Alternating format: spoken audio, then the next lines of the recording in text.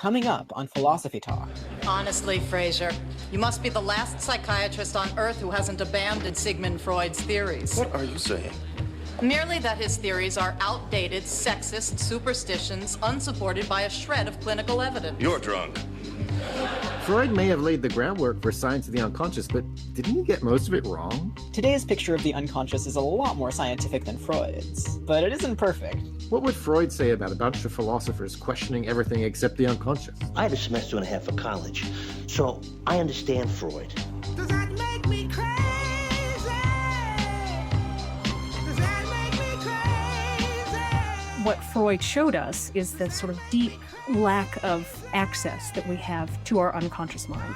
Our guest is Blakey Vermeule, author of The New Unconscious, a literary guided tour. What has replaced Freud? Well, what would Freud say?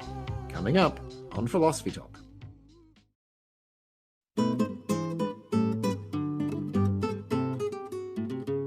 What's the latest wisdom about the unconscious mind? Can modern scientists do better than Freud?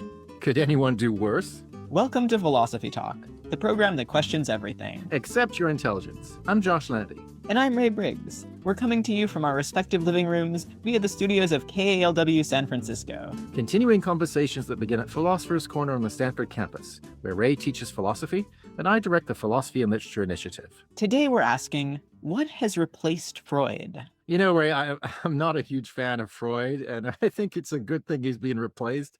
But I will give him one thing. He did popularize the idea that we don't always know why we do the things we do. Right. He didn't invent the idea of the unconscious, by the way, which has actually been around for millennia. Like the ancient Epicurean philosopher Lucretius, he talked about how we have an unconscious fear of death that motivates us to act in irrational ways. Right. Yeah, exactly. Freud's contribution was to bring these ideas more into mainstream consciousness, no pun intended. Nowadays, pretty much everyone's familiar with the idea that there's a lot we don't know about ourselves. Well, I would actually give Freud a little more credit than that. It's not just that now everyone knows about unconscious beliefs and desires and all that stuff, but those ideas gained a new kind of scientific respectability because of him. Scientific what? Well, respectability. What's your problem? Come on. I mean, the idea that boys all want to kill their fathers and sleep with their mothers. Women all wish they had male genitalia and envy men for that. These aren't exactly scientific. I mean, there isn't a shred of evidence for half of what Freud says. And that's precisely why he's fallen out of favor. Yeah, okay. I'm not going to argue with you on the Oedipus complex. But no science is static. I mean, biologists used to think that maggots appeared spontaneously out of rotting food, and now we know that flies lay eggs. Look, science evolves, Josh. Yeah, sure, okay, for maggots, but I mean, Freud's claims were never scientific in the first place because he didn't follow the scientific method. And if you don't follow that method, you're not doing science. Yeah, I agree with that. But I would also add that your findings have to be replicable. How do you mean? So let's say you're conducting an experiment to see how people's judgments are influenced by factors they're not aware of. And say you get a certain result like that holding up a warm cup of coffee leads people to develop positive opinions about strangers, and holding a cold drink leads them to develop negative opinions. Okay, yeah, this sounds like that famous experiment by the psychologist John Bargh. So now let's say other scientists try to replicate this experiment, but they never get the same result as you. Yeah, that would be a big problem. Right, and you would question the legitimacy of the original experiment. You would doubt that there was any real effect ever discovered. Yeah, okay, look, I see your point, and I'm just as eager to ditch the results of those bad experiments as I am to ditch Freud. But come on, I mean, with Freud, it's even worse. He didn't conduct experiments like that at all, so there's nothing even to try to replicate. At least some of today's science is going to hold up. You're in denial. Oh, nice one, Sigmund. Look, I see a ton of psychological experiments that fail to replicate. Come on, they're even calling it a replication crisis. Freud's theories were unscientific, but what replaced Freud? It's not doing a whole lot better. And I bet our guest today, Stanford professor Blakey Vermeule, is going to agree with me. She's great. I'm super looking forward to this. And, you know, I got to say, this kind of skepticism is very healthy. In fact, I wish people had more skepticism when it came to Freud. But still, Ray, I don't know. I feel like there are lots and lots of results from today's science that do replicate. And you know what? They're pretty cool. Well, cool or not, they can be dangerous if you take them too far. Like, What happens if your psychologist thinks you're full of repressed memories, but you really aren't? And what if those memories are of really bad stuff, like child abuse? What if innocent people are prosecuted because of those fake memories? Or what if guilty people are exonerated because of doubts about memory? We sent our roving philosophical reporter, Holly J. McDee, to find out more.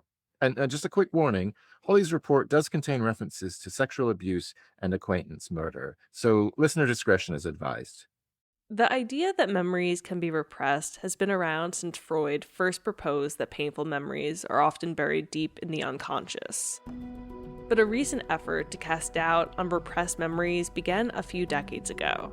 In 1990, a researcher named Elizabeth Loftus got a call from a lawyer defending a man named George Franklin.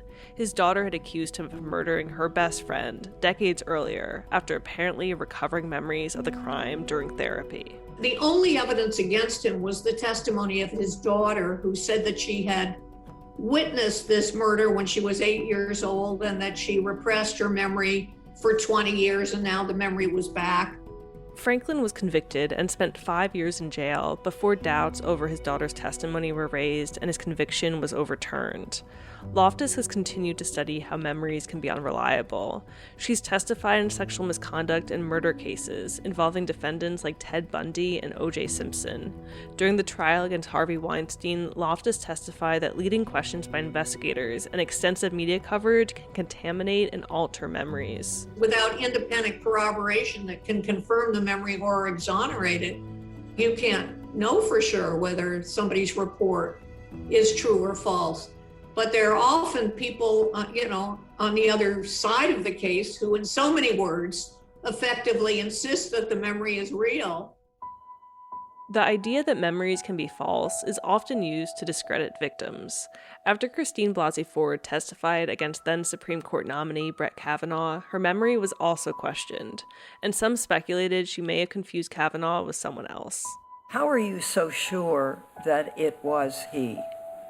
The same way that I'm sure that I'm talking to you right now. It's just basic memory functions and just the level of norepinephrine and epinephrine in the brain that that neurotransmitter encodes memories into the hippocampus, and so the trauma-related experience then is kind of locked there, whereas other details kind of drift. You can trace some of that discourse around repressed memories to two parents, Pam and Peter Freud. In the 90s, their daughter Jennifer privately accused her father of sexually abusing her. Jennifer has said that memories of abuse resurfaced after speaking with a therapist. Her parents turned what was a private family issue into the most extreme public one imaginable. Warwick Middleton is one of Jennifer's good friends and a professor at the University of Queensland. He says Jennifer is now one of the most famous psychotherapy patients in human history.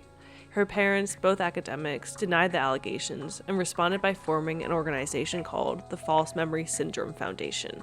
And then pursuing a political agenda whereby they sent out newsletters, but also sort of took in accused parents, which is what Pamela and Peter Freud portrayed themselves as being, falsely accused parents, with the accusation being that the daughter's therapist has somehow implanted false memories into her mind.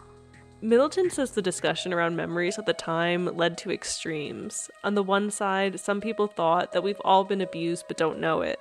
On the other side, people thought that there were out-of-control therapists creating false memories everywhere. The impetus of the False Memory Syndrome Foundation position was that, the general populace went from believing victims' accounts of abuse to focusing on falsely accused parents. And yes, undoubtedly, amidst the confusion of it all, there were some people falsely accused, as there's always been. There were also many people who were abusers who, shielded under the threat of prosecution by invoking a false memory defense. Laura Brown is a psychologist who specializes in trauma, and she says the ideas of the False Memory Syndrome Foundation worked their way into intro psych textbooks. I used to teach a class for first-year medical students about the medical and psychosocial consequences of childhood sexual abuse. And inevitably someone would say, but what about false memories? She says the bottom line is this: it's possible for people to develop false beliefs about things that happen in their lives. And people can also have things happen in their lives that are confusing, painful, hard to understand, and therefore difficult to recall. Until something made it necessary for them to recall. And both of those things are true. The False Memory Syndrome Foundation quietly folded in 2019, but there's still a lot we don't understand about the nature of memory. In sexual abuse cases, there is rarely physical evidence, documentation, or witnesses, but there are infinite opportunities for doubt, and memories are an easy target. For Philosophy Talk, I'm Holly J. McDeed. Thanks for that fascinating and complex report, Holly. I'm Josh Landy. With me is my Stanford colleague, Ray Briggs. And today we're thinking about what has replaced Freud. We're joined now by Blakey Vermeule, who's a professor of English at Stanford University and the author of The New Unconscious, a literary guided tour in the Oxford Handbook of Cognitive Literary Studies. Blakey, welcome to Philosophy Talk. Thank you, Ray. It's nice to be here. So, Blakey, you're a literature professor and one of the best I know, but these days you're writing about the unconscious mind. So how did that happen? How did you get interested in that? Well, I studied Freud as an undergraduate, and then I went to graduate school and I worked with a professor named Frederick Cruz, who is probably the most closely associated with bringing Freud's legacy into disrepute. I was absolutely rooting for Fred as he was writing his papers in the New York Review of Books. And I've since come to think that we have made a terrible, terrible mistake in ditching the Freudian framework. Can you tell us more about why we ditched or why you thought we should ditch the Freudian framework?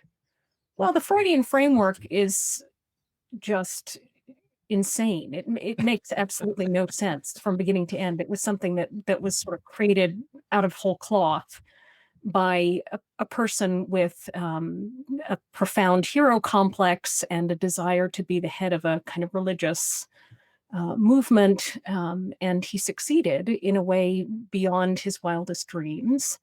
And his influence really kind of lasted up until about the 1970s, when in fact, many medical schools had entire curricula devoted to psychoanalysis, and then it just collapsed. The whole sort of legacy more or less collapsed in a way over the course of a single decade, the 1980s and early 90s. So if he was so unscientific, why was it a mistake to ditch his theories? It sounds like a good thing. Well, because I think that what Freud showed us is the sort of deep lack of access that we have to our unconscious mind. And that was a very, very powerful, indeed necessary intervention. But more than that, his framework was fundamentally pessimistic. It was fundamentally drawn from the world of Schopenhauer. What has replaced him has a totally different framework. And I think that that's something worth exploring. Okay, so that second part makes sense. The first part, though, I don't know. Precisely because people like Schopenhauer were on the scene and Nietzsche, and this guy Hartmann who wrote the whole book, The Philosophy of the Unconscious. Right. I mean, it's not like he really invented it. Freud had said that line at one point, to most people who've been educated in philosophy, the idea of anything psychical, which is not also conscious, is inconceivable. That was never true. It was a good sales pitch. But is it really the case that we needed Freud in order to tell people that there are things, there are motivating forces that drive us that we're not aware of and things like that? Well, whether we needed him or not, that was how the information spread, was through his influence. And his influence was profound on popular culture, on academia, on science, on the practice of psychoanalysis. And so there was a kind of brief moment, or maybe a 5-decade moment in the 20th century when people really deeply understood the forces of irrational human behavior. I'm a little bit surprised that you think we've thrown out Freud's idea of the unconscious as well, because it seems like now lots of people still believe, and did believe before Freud, that lots of what's going on in our minds isn't consciously accessible. Is that part of the baby that's gotten thrown out with the bathwater, or not really? I think that it's hard for us to accept the degree to which our conscious reasoning is just this kind of puny little, I mean, there are different metaphors in circulation, but I think my favorite one is that it's like a snowflake on top of an iceberg, basically. And the reason it seems to kind of exist is to give us a kind of after the fact sense of a plausible narrative, and also to justify the kinds of things we are likely to want to do in any case. You're listening to Philosophy Talk. Today we're asking what has replaced Freud with Blakey Vermeule from Stanford University. If you don't know what you're thinking, who does? Is science any better than psychoanalysis? How can we tell which theories will stand the test of time? Consciousness, complexes, and cognitive biases, along with your comments and questions when Philosophy Talk continues. Instead of one head, I got two. And you know, two heads are better than one.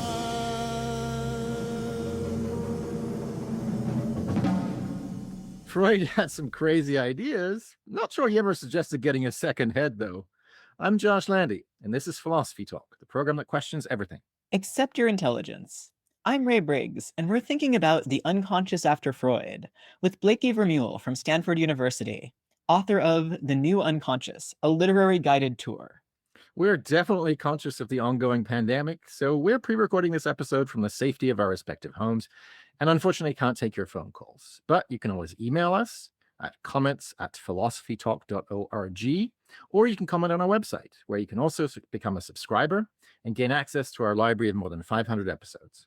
So Blakey, we're going to start this segment with an email from a listener.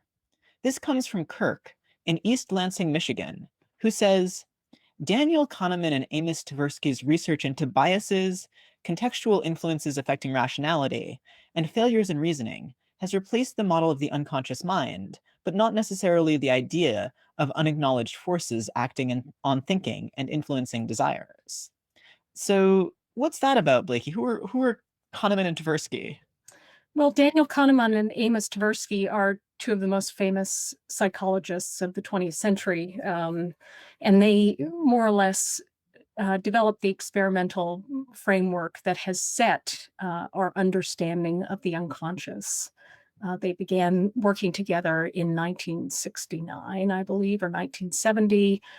Their collaboration produced a whole series of papers for which ultimately Daniel Kahneman won the Nobel Prize in 2002. Tversky would have also shared in the Nobel Prize, except he had unfortunately died of cancer. So I would say that they're the most influential psychologists of the latter part of the 20th century. And so Kirk says they believe in unacknowledged forces that act on thinking and influence desires. What kinds of unacknowledged forces? Well, in a nutshell, their contribution to the sort of psychological literature is the idea of the dual process brain. And that has now become sort of the standard view of how the mind works, that there are two systems in the brain.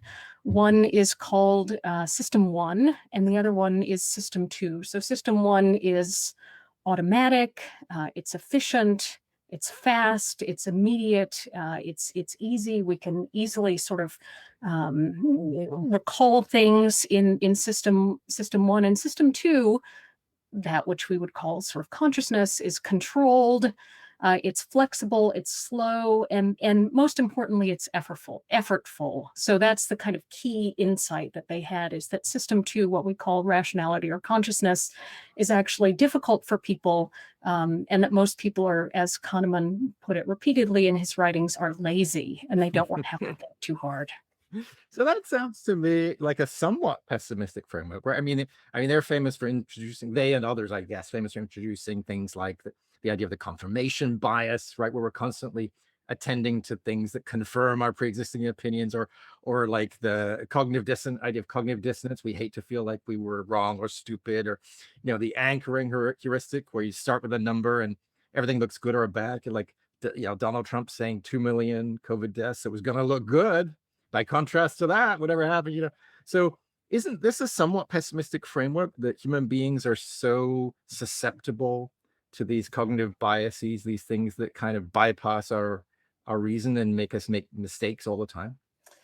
Well, I think that's a good point, Josh. And to be fair to both Kahneman and Tversky, they never, in any sense, put a kind of moral or cultural framework around their work. In fact, if you go back and reread it, as I do from time to time, what strikes you over and over again, or what strikes me over and over again, is how really sweet and innocent it is. I mean, they're just sort of trying to figure stuff out about how people reason, and it's wonderful.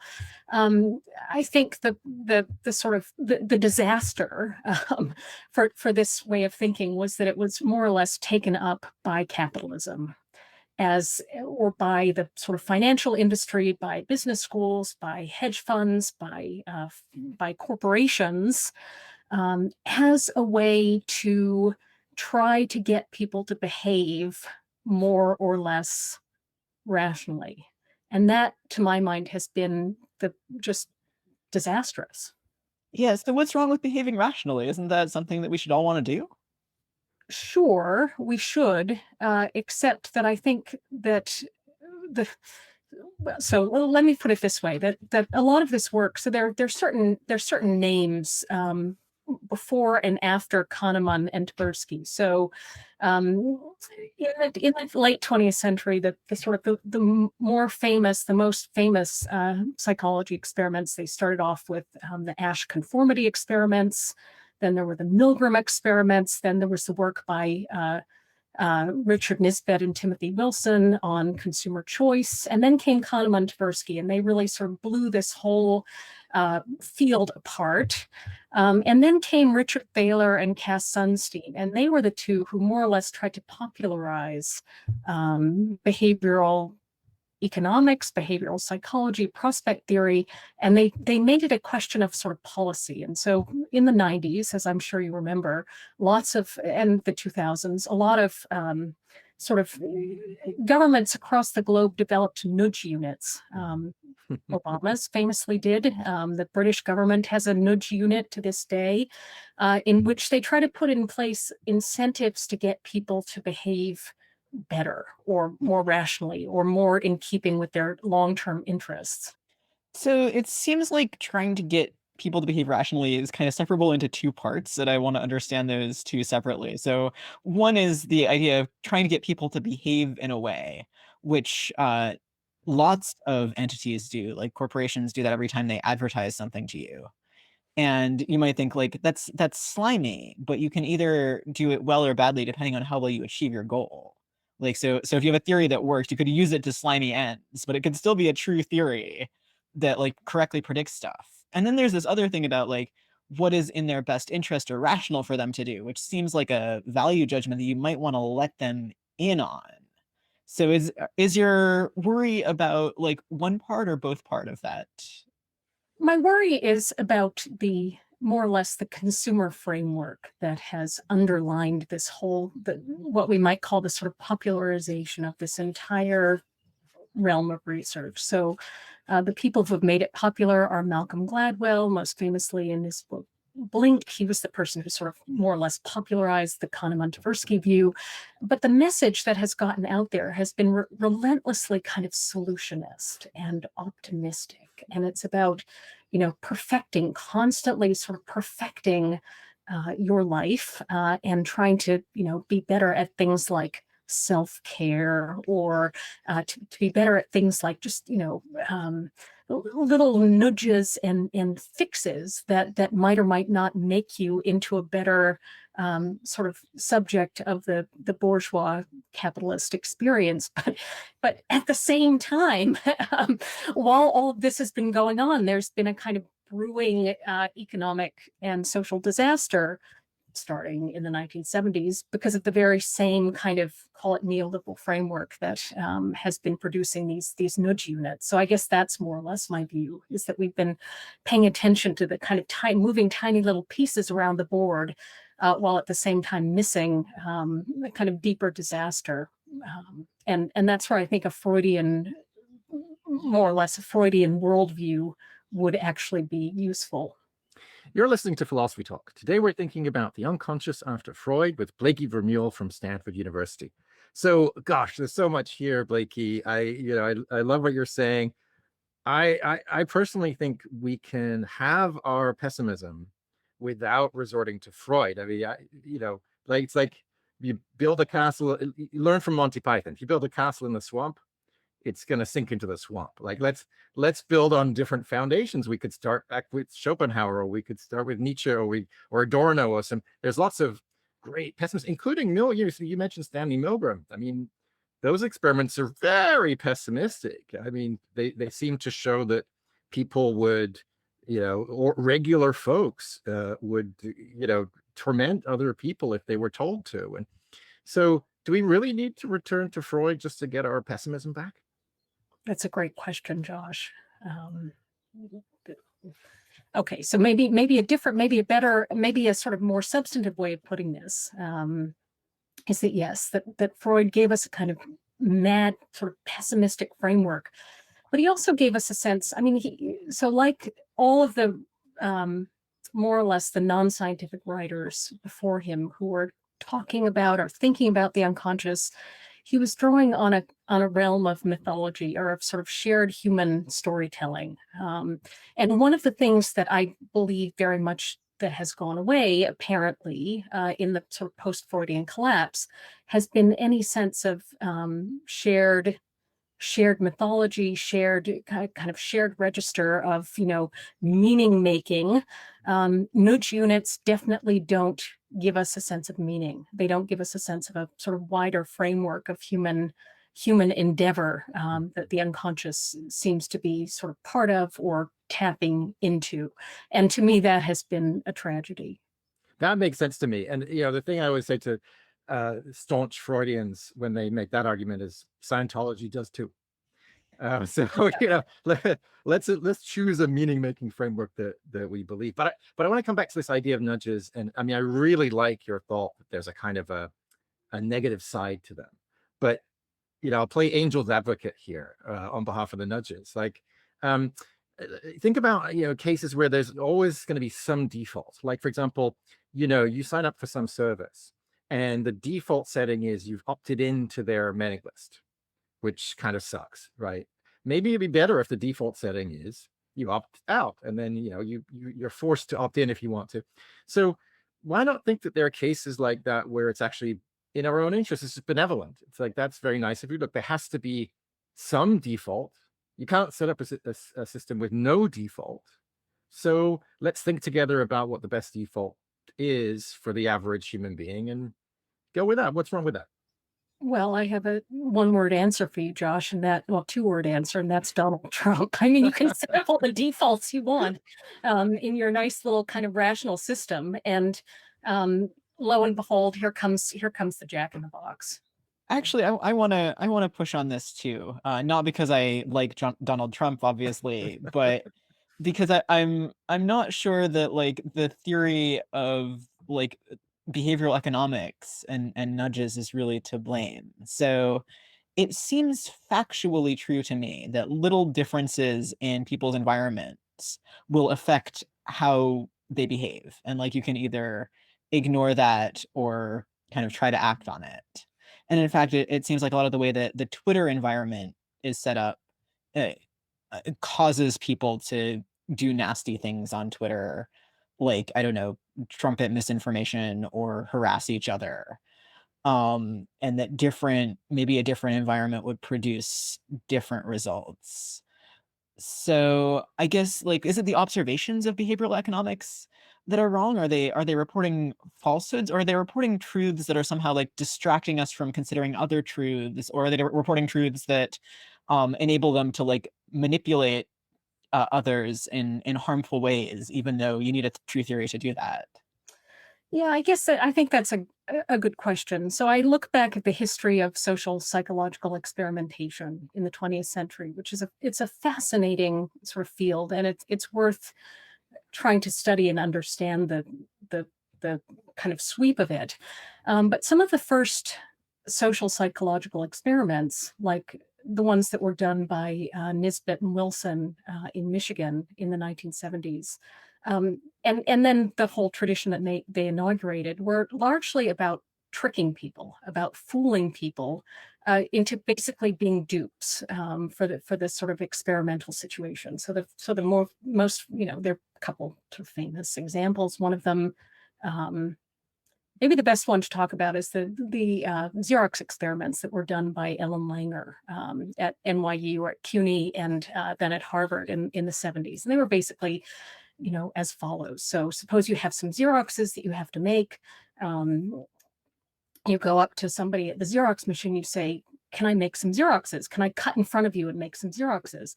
They're going to say no. If you say, I want to cut in front of you because I need to make some Xeroxes, then the chance that their sort of, acceptance rate is going to go way up. That's just a sort of small example of how adding a kind of level of causality or explanation is going to influence people to do what you want them to do. That's great. Blakey, we have an email from Carl in Portland, Oregon. Carl says, this conscious versus subconscious mind distinction is BS. Certainly a great many of our mental functions are executed necessarily with no or marginal awareness, and surely our frontiers of awareness can expand volitionally to some degree. But it's clear that such a maneuver would not necessarily be to human advantage.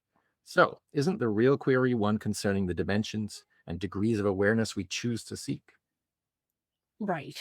So there are certain aspects of our brain that we simply can't have access to through introspection, right? So color detection, there would be absolutely no advantage to us to having a sense of how we go about detecting colors or edges. But there are plenty of aspects of our unknown mind that we do have, or we can have introspective access to, or more specifically access because other people have shown us that we're slipping on a kind of banana peel. And that's maybe what Freud called the subconscious. That's the stuff that's actually very interesting to social psychology, not the edge detection. You're listening to Philosophy Talk. Today we're thinking about what has replaced Freud with Blakey Vermeule, professor of English at Stanford University. Will we ever solve the replication crisis? Are today's social scientists making the same mistakes as Freud? What will our picture of the mind look like tomorrow? Freeing ourselves from Freud, plus a conundrum about nature's design from one of our listeners, when Philosophy Talk continues.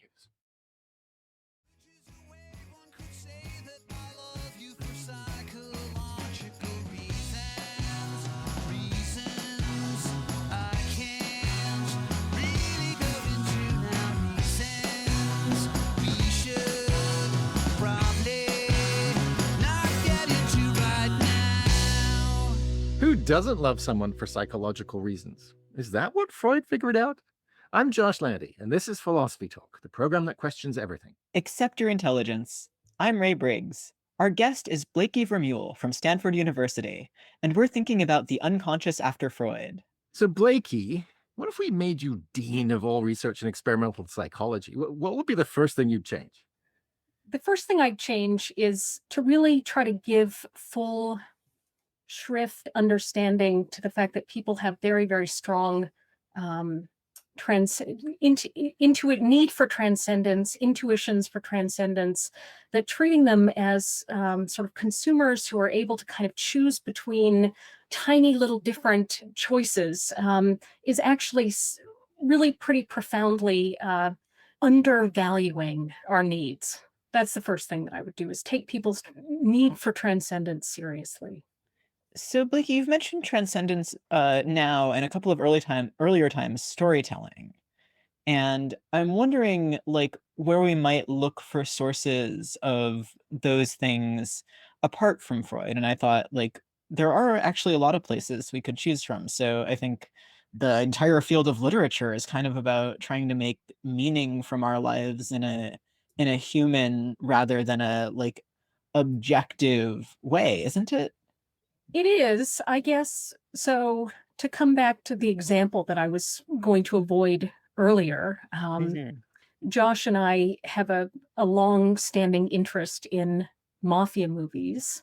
Yes. And one of my sort of little pet theories about our current moment is that The Godfather and The Sopranos and so forth, Breaking Bad, more or less made a certain kind of style of mob boss actually appear kind of friendly and palatable and delightful. So when that mob boss kind of came along, people were more or less prepared to find that style acceptable.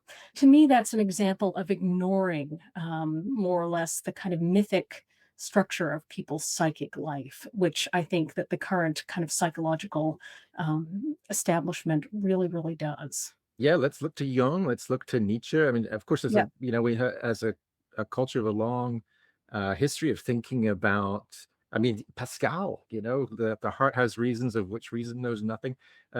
Let's reread all of these folks. And I agree with you. Let's think hard about what the deepest needs of human beings are, whether they're being met, and how to meet them better.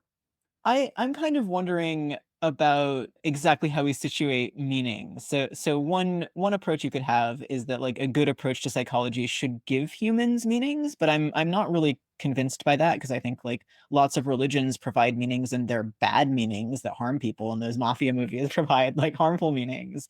But it sounded like one of the points you were making with that example, and like correct me if I'm wrong, is that we got to understand how humans make meanings in a way that doesn't just treat them as little mechanistic objects in order to accurately predict what they're going to do in like large scenarios, not just small ones. Is that a good way of I saying what's guess, going on? yeah, I think maybe so I guess the way I would put it is that humans do make meanings. We have a tremendous need to make meaning, and we're going to do that, whether or not we're being sort of nudged into behaving sort of more rationally for our own long-term interest or not. I think the sort of QAnon conspiracy theory is a perfect case in point. It's a collective example of storytelling where people are sort of desperate to try to impose some order on a disorderly world. We're still doing that. We're making meaning. It's just that we're doing it outside of these kind of narrow little bands of what contemporary mind science considers the realm of experimental understanding. Okay, so this may sound too kumbaya, but I'm wondering if we can't sort of reach a kind of peace accord here, where you could have a bit of both, because very often when you ask these folks, tell us a little bit about transcendence, they won't say to you, it's not a real need. They might just say, we're not sure about that. So I'm wondering if the things can't be compatible like this. I find a lot of stuff really exciting about the new psychology. For example, I think it's leading to better forms of treatment for patients with certain conditions. Really, I think powerful coping strategies for folks in need. Helping us protect ourselves against fraudsters, because fraudsters are exploiting our cognitive biases.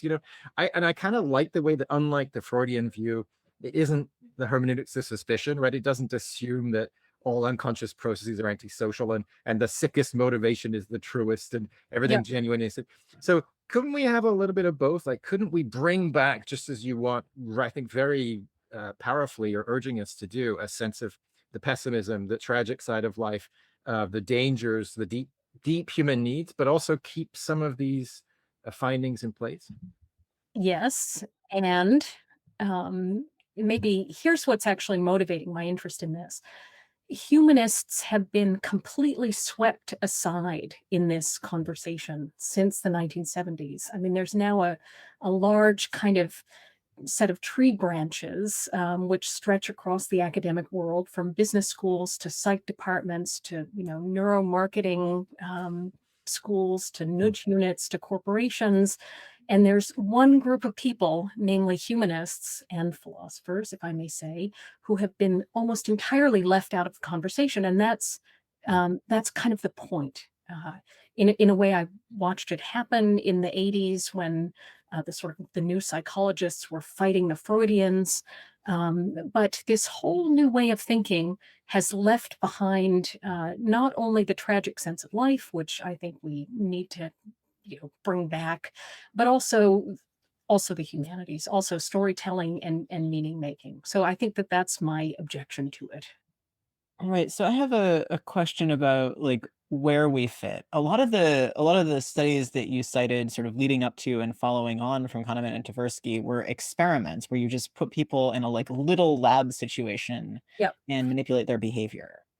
And it seems to me like there are some things about human beings that you can find out that way. And there are an awful lot of things about human beings that you can't find out that way because there are aspects of them that you either can't or shouldn't manipulate in a lab. And like, I don't know, maybe some of it, like the Milgram experiment involves manipulating things that you shouldn't manipulate in a lab. Yeah. Like, is that where the humanities fit in? Yeah, I mean, absolutely. And it's also the case that so many of these psych experiments have been, as it turns out, done on American and European college students. So they're within a kind of framework, which is now called the WEIRD framework. And maybe you've heard this acronym. Yeah. It means It's Western educated, industrial, rich and democratic. But essentially, the sort of the upshot of this is individualism. And a kind of extreme psychological extreme of individualism. Yeah, and I'm excited by more recent developments where they're starting to question that and to run these experiments in different parts of the world, for example. Right. So it turns out that the Asch conformity experiments were outliers in the sense of not conforming with the Asch conformity experiments, but the Milgram experiments seem to replicate very well, which is a little terrifying. Oh, that is indeed disturbing. Yeah. Well, Blakey, this is a demoralizing, but I think also very powerful place to stop, especially with your pitch for the necessity of storytelling in the humanities, which I share completely. And, given the Pecan bias, you know what that means? It means it's been a great conversation. So thank you so much for joining us today. Good. Thank you, Josh. And thank you, Ray. Our guest has been Blakey Vermeule, professor of English at Stanford University and author of The New Unconscious, a literary guided tour in the Oxford Handbook of Cognitive Literary Studies. So, Ray, what are you thinking now? Do we need to ask your therapist? No, I think I can introspect pretty adequately. I've been thinking about two books on the human mind that I've been reading and enjoying that are pretty different. So the first is this 1985 book by Oliver Sacks called The Man Who Mistook His Wife for a Hat, which is basically a series of case studies of people with strange things happening to their minds that can be explained by their neurology. So I think that this is a really good set of cases for the experimental approaches that Blakey talks about. So, somebody who is a painter and then has a nerve injury that prevents them from being able to see color at all in sort of ways that don't function like usual color blindness. And the explanation for this is kind of internal to them and their brain, and it admits a scientific explanation, and they still have to deal with it. So there are those kinds of examples. And the other book that I've been really enjoying is a really different book called Trauma and Recovery, which is a 1992 book by Judith Herman, which I believe introduced the idea of PTSD. And that book takes a very different approach that's a sort of like cross-cultural observation approach to trauma. So she connects actually some of Freud's early work on trauma in his patients, which he kind of later repudiated, and stories about shell-shocked soldiers, and shows how like these people's narratives about their experience reflect a lot of common points. And so that's a really narrative approach. And I thought it was really cool that both of these books seemed valuable to me in different ways.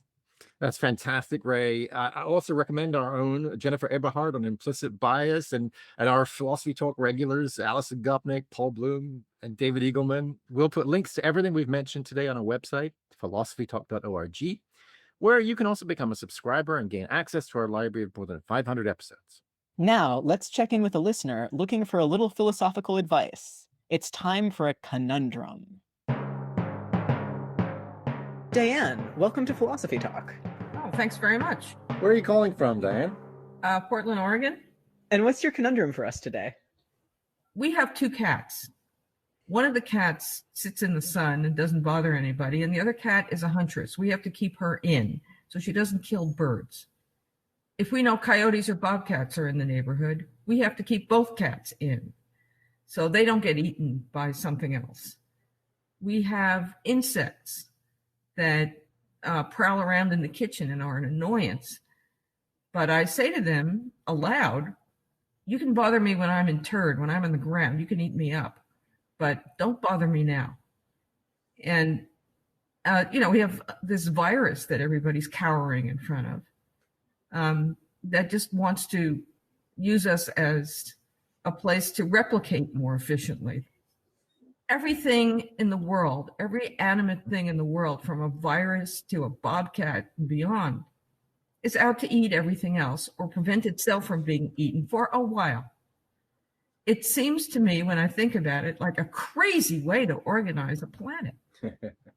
And I've got to believe that there are science fiction writers who have taken this on. One science fiction writer I know who has taken up this issue is Ursula Le Guin. I thought Ursula Le Guin and Marge Piercy was another one. Yes, actually. And so Ursula Le Guin has this great story, The Ones Who Walk Away from the Omelas. Oh. And one kind of cool thing that I learned recently about this story is that N.K. Jemisin now has a story that's kind of a reply to it called The Ones Who Stay and Fight, where she kind of challenges Ursula Le Guin's premise in writing this story. So Le Guin is kind of grappling with the idea that in order to live in a civilized society, maybe you need to do some terrible evil to somebody. And sort of then just describes like people faced with this choice and what they do.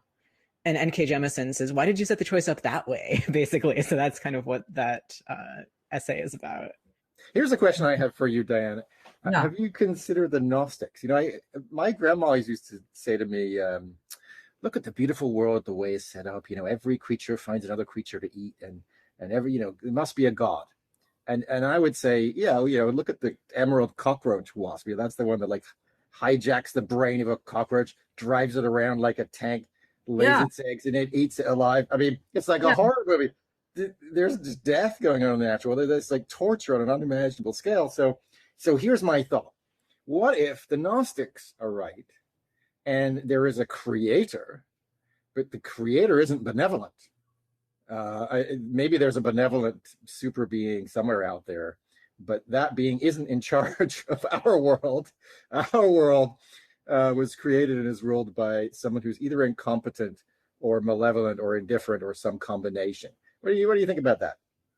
I think there's a counter argument from religious sources that we need baser instincts in our composition to rise above, to propel us to become more in the image of God. Yeah, I'm a little skeptical actually of the idea that that we need sort of evil and base instincts to rise above. Like this is a kind of common response to the problem of evil. I'm not sure I buy that we need the amount of evil that's in the world to make us good people. There's like, do human beings really need to like commit genocide and child abuse so that we can pass some kind of moral test? That seems excessive. Of course, one of my favorite lines is Schopenhauer's line, where there is a reason for all this suffering and cruelty in the world of animals, including human animals, and that's to show us how terrible everything is. Which in turn, hopefully, he thinks, should cause us to stop desiring and kind of get off that treadmill and ultimately bring everything to an end. How many illegitimate children did he father? You know, well, no, so that's a decisive argument against him. Nietzsche thought he's playing the flute was a good argument against him too, but. Yeah, I'm not sure that we should think that the universe is the way it is to teach us a lesson.